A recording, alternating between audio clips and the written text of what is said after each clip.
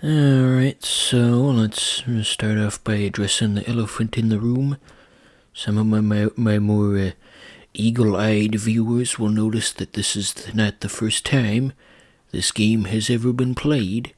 On this channel, we also played Digimon Rumble Arena in 2018. But who am I kidding? Ain't nobody saw that shit. Nobody's watching this show. No one knows about this previous episode that exists. People just drop off after 10 seconds. So anyway, enough fucking around. Let's watch some colorful anime characters wail on each other for 7 minutes. So yeah, it's a fighting game, but with Digimon. It's being played on an Xbox Series X, by the way. It's got that fancy developer mode. So you can play all your old video games and such. That's pretty cool. Overall visual quality looks pretty clean, wouldn't you say? As that guy said in Battlefield Bad Company, you smell very clean. So yeah, Digimon Rumble Arena smells very clean on the Xbox Series X.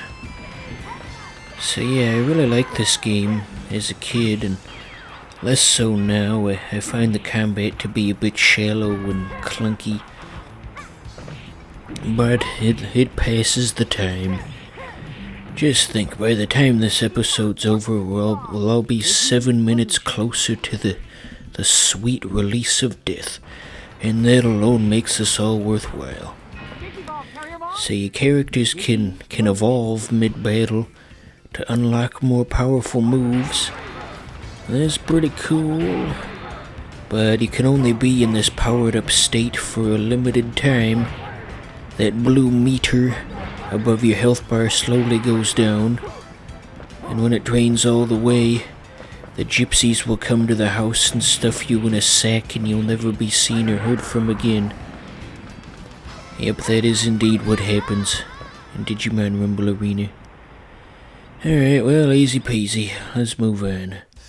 Renamon. All the furries love Renamon for some reason. Maybe because it looks more a humanoid than all the other Digimon, or something.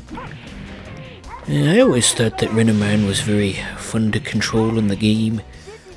It had this one particular move where it could swap positions with the other players. So that was always really fun to mess around with, back when I had friends who I could share these things with.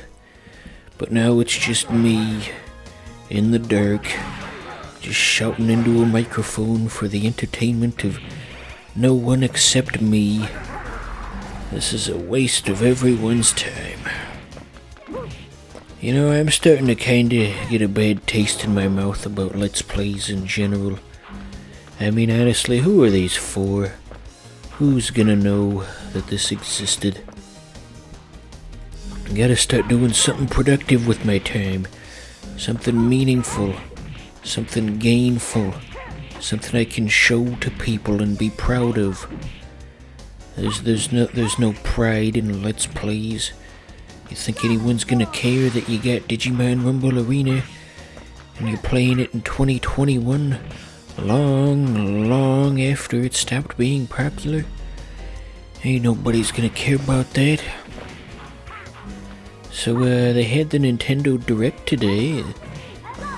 That's another thing where I feel like I'm at a crossroads. I think I'm pretty much done with Nintendo Directs and Nintendo fandom in general. I'm getting tired of going on Reddit and seeing 19-year-olds just screaming about video games. There's nothing to be gained from that. Generally speaking, most of the stuff in the Direct wasn't really for me, per se. I thought the Ninja Gaiden trilogy looked good, and there was also Stubbs the Zombie.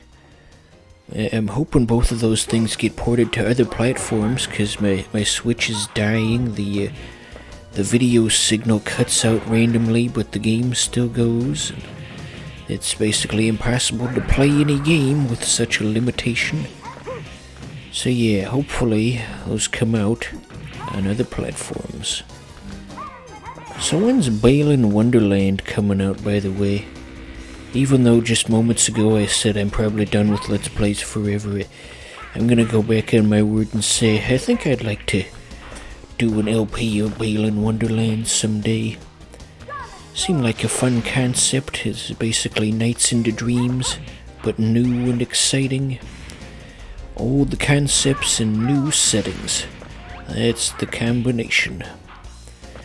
Just one more whap on Renaman and we'll be home free. No more Renaman, no more anything. Fuck you. I don't know.